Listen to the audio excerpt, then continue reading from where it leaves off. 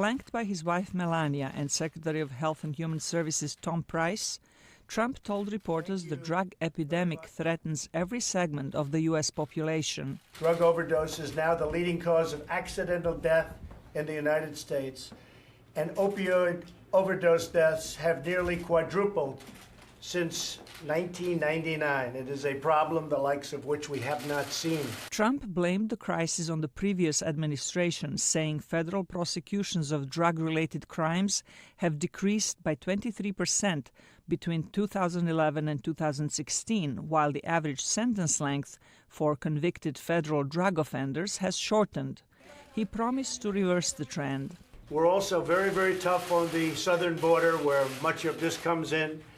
We're talking to China where certain forms of man-made drug comes in, and it is bad. We're speaking to other countries, and we're getting cooperation. A commission created to study the problem urged the president last week to declare a national emergency to address opioid abuse. Secretary Price said 52,000 Americans have died from overdose in 2015 and that the numbers are growing.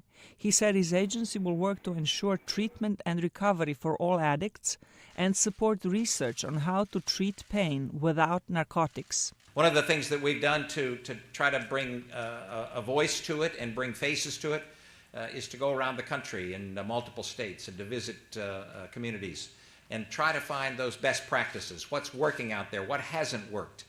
Talk with those families that have been devastated by the addiction crisis.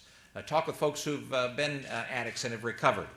What is it that worked? Price said the National Institutes of Health is working on developing a vaccine for addiction and pain medication that is not addictive. Zlatica, Hoke, VOA News, Washington.